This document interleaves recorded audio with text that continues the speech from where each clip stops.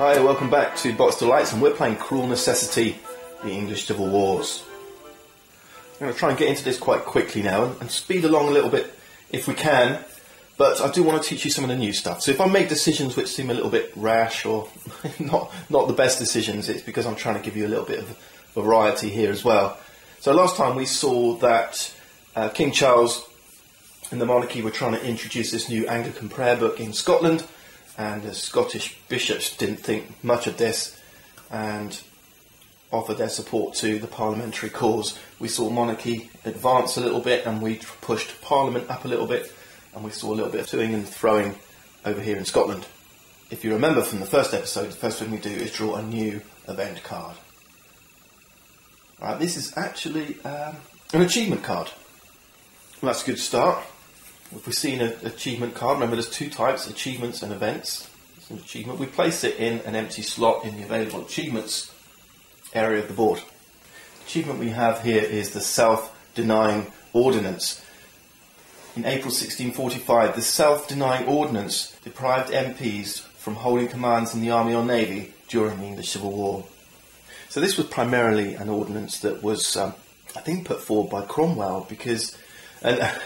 strangely, this impacted himself as well. The problem was that politics and controlling the army were getting confused with one another. So the idea is that you couldn't have the same person, often an aristocrat, having both a seat in Parliament and commanding an army.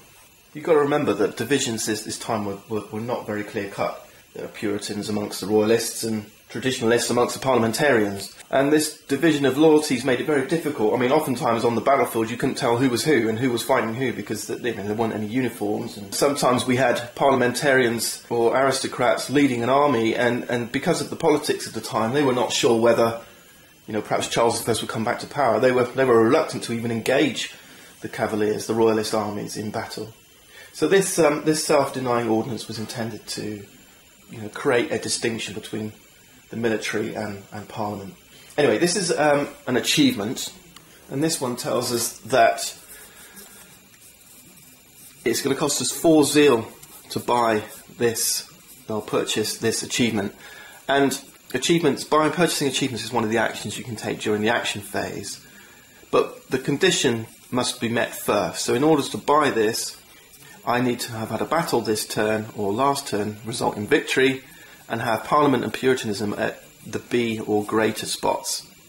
Okay, and then I can get the reward down here, and we'll look at that if and when it happens, but it includes 3 victory points, you see. So I can't do this yet because of these things. We've got Puritanism's down at D and Parliament's currently at C, and we've got to wait for a victory. Okay, so we've revealed an achievement.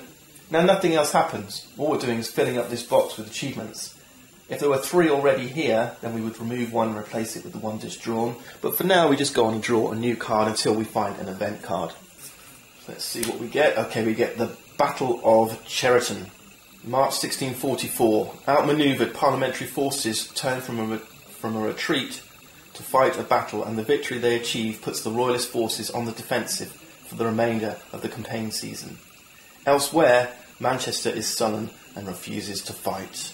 This isn't a good example, actually, of what we've been talking about, these divided loyalties. Manchester was an earl and a parliamentarian, but as a resolute old Puritan, he wasn't really that impressed with the way Cromwell behaved, in particular the prospect of trying and executing Charles I, which ultimately Cromwell did. And the thing is that actually at the conclusion, following the restoration of the monarchy, Cromwell's body was disinterred and mutilated and thrown into the Thames.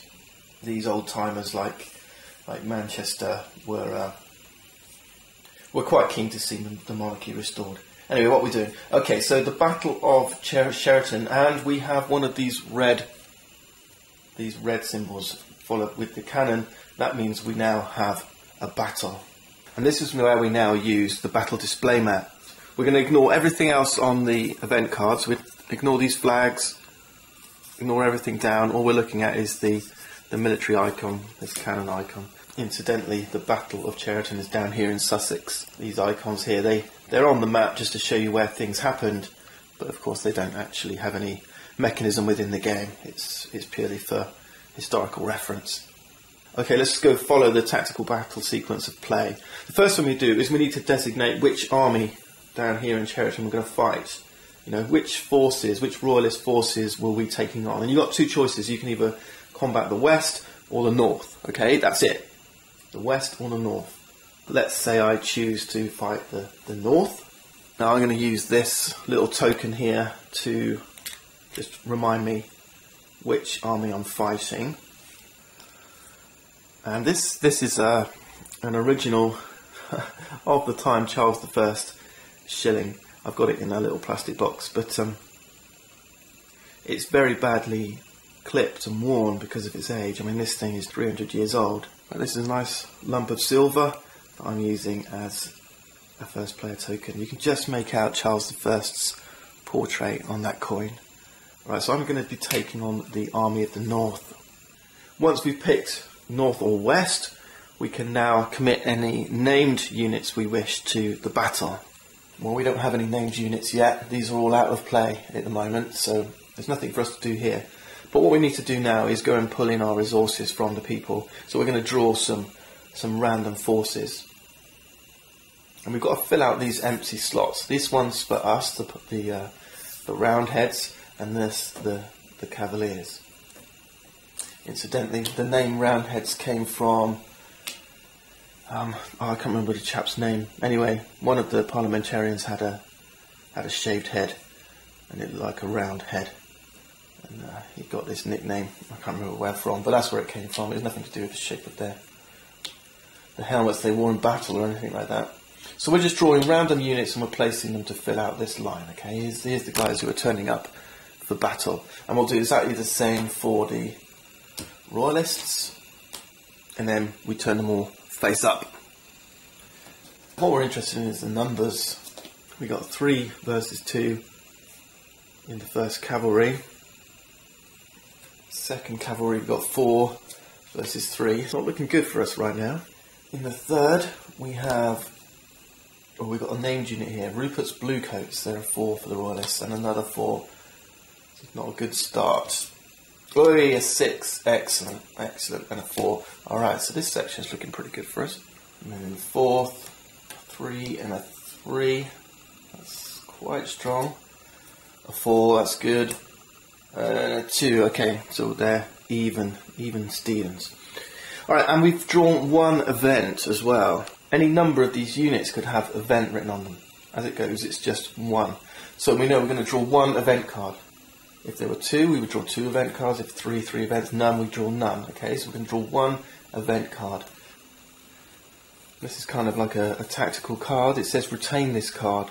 During step 4 of the battle sequence, you can play this card to rearrange your 4 parliamentary musket and pike units as you desire.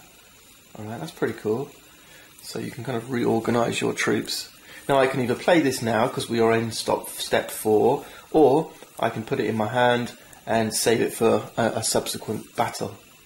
As it goes, I think I'm quite happy with the way things are. Maybe we could 6 versus 6, 10 versus 8. Yeah, let's just leave things as they are. Alright, we'll save this for a later battle and I'll show you that another time. Okay, then if we wish to pay for it, we may commit a zeal +1 strength marker to 1 parliamentary unit in this battle. I think perhaps we'll do that. If nothing else, just to show you how it works. Remember, we have this zeal support token. It says once per battle event, you may spend 1 zeal point to receive this marker. Alright, so we'll spend 1 zeal. We're pushing our zeal back down to 4. We'll take this marker and we can place it on any one of our parliamentary units. Now we have to resolve each section in order, 1st through 4th. And all we do is roll a die for each side. We add the die to the die roll to the numbers here. So in the first we've got Royalist Cavalry 3, Parliamentary Cavalry now 3. So all we're going to do is roll the dice and see which is higher. Alright, so it's pretty simple. Okay, we got 6, they got 5. So we're slightly higher, we're higher by 1, but if you're higher by 1, or they're higher by 1, or you're equal, then it's considered a draw, no victory for either side. You one side or the other has to be at least 2 higher to declare a victory. Alright, so this one's marked as a draw. So all we do here is we move our units to the draw box. Okay. Now we move on to the second, and here we've got 4 versus 3. So we'll roll the dice once more. And it's 1, 5. Okay, so the total is 5 for them and 8 for me. Okay, we got a victory there. We're at least 2 higher. So this time we put our unit in the victory box. Now let's move to the third. So we've got 8 versus 10. We're already 2 higher. It's looking good so far. Not so good. So they ended up with 14 versus 11. They win. So this time we move our units to the defeat box. Alright, so we're always moving our units. Not looking so good now, is it? Let's roll now for the fourth. Incidentally, if they've got any named units and we defeat that army, then we move those across as well, because any named units will get this deadly outcome.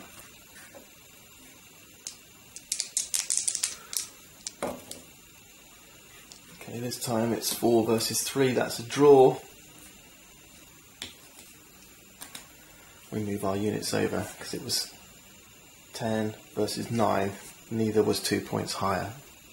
Now what we do is find out which box has the most units in it. Draw has 3 units in it, defeat 2, victory 1. So that means the battle is declared a draw.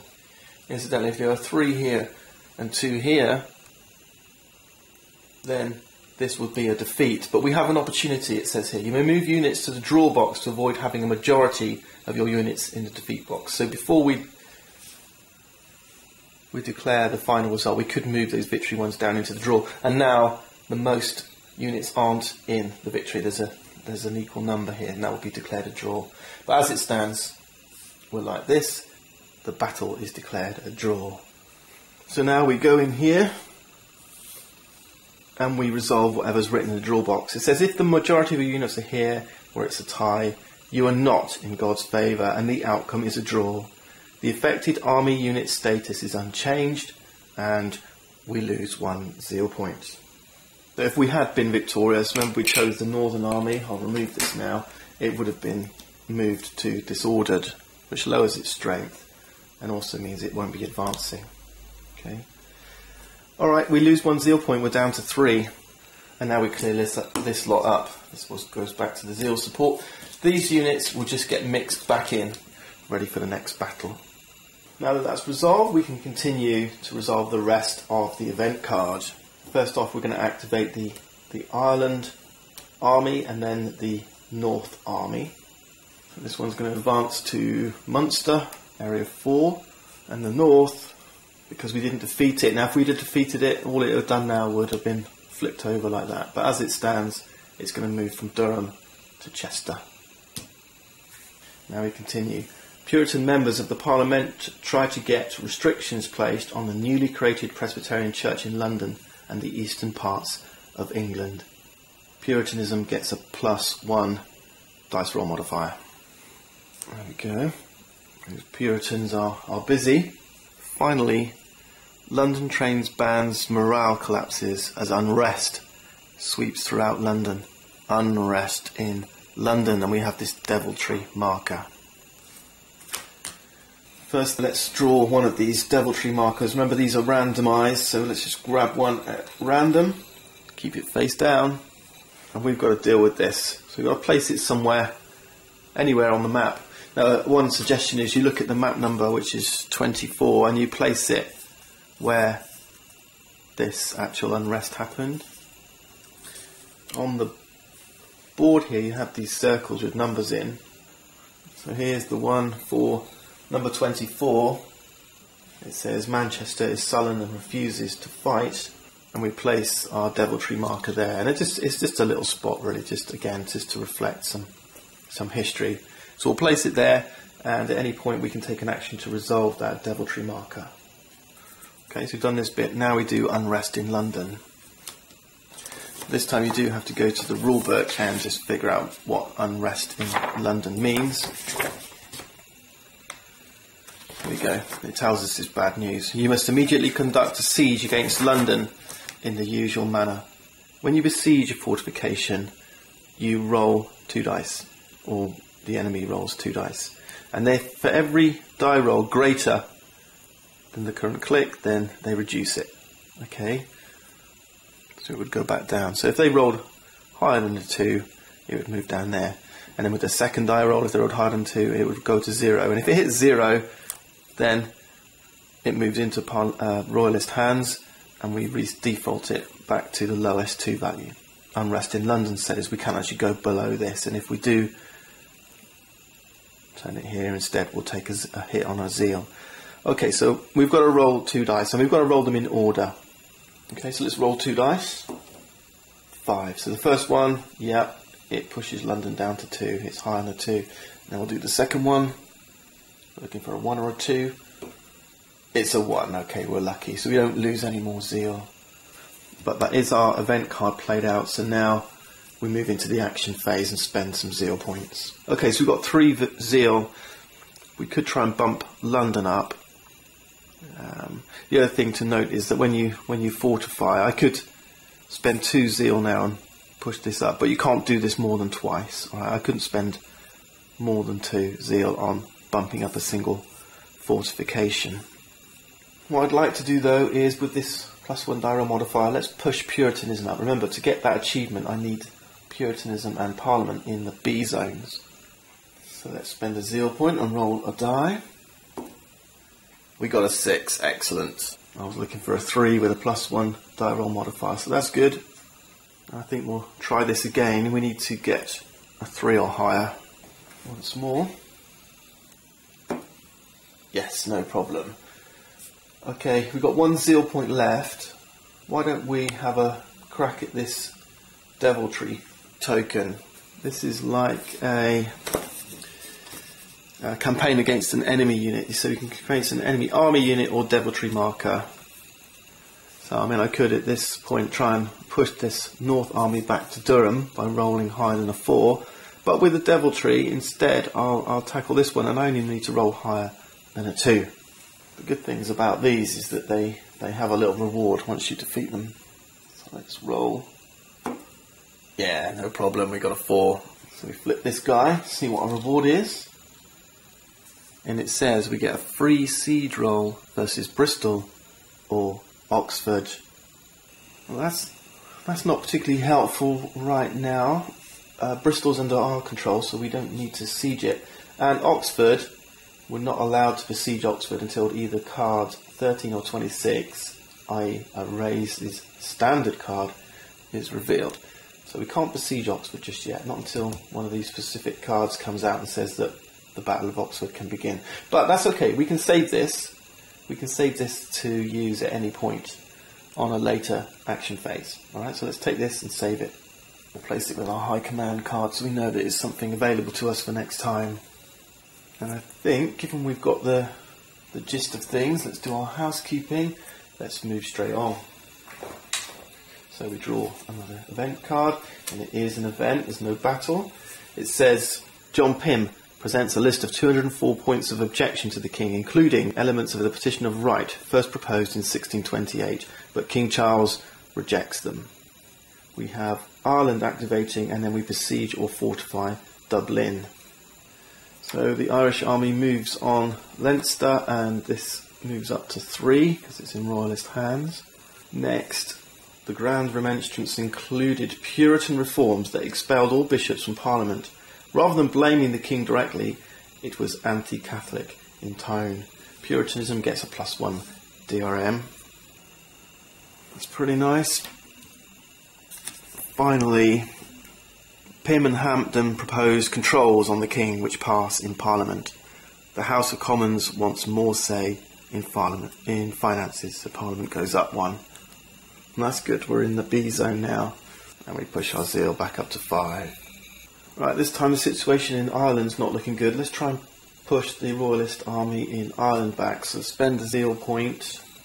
In fact, I might actually infuse zeal as well.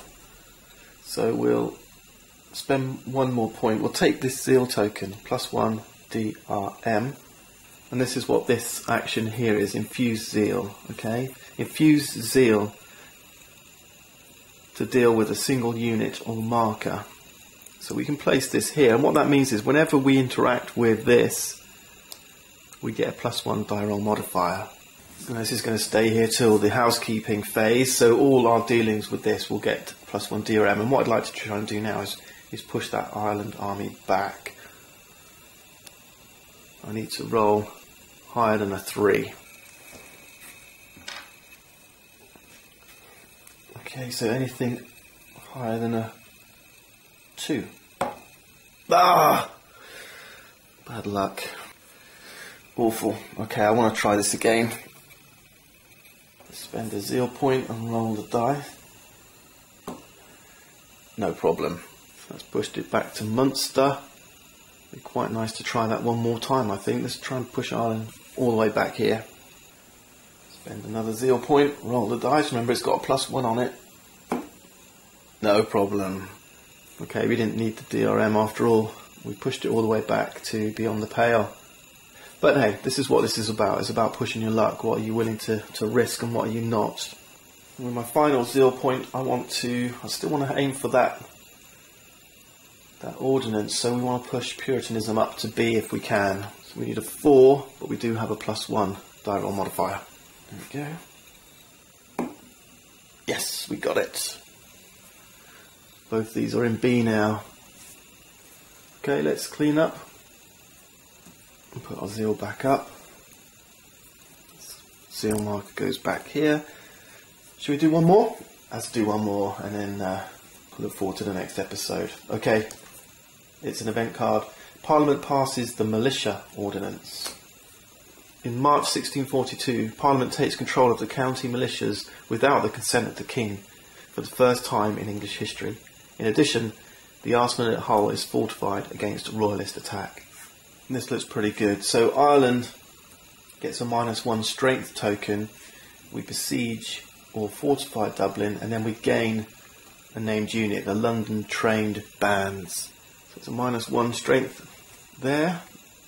Dublin gets fortified, so the royalist defence is looking stronger and stronger there.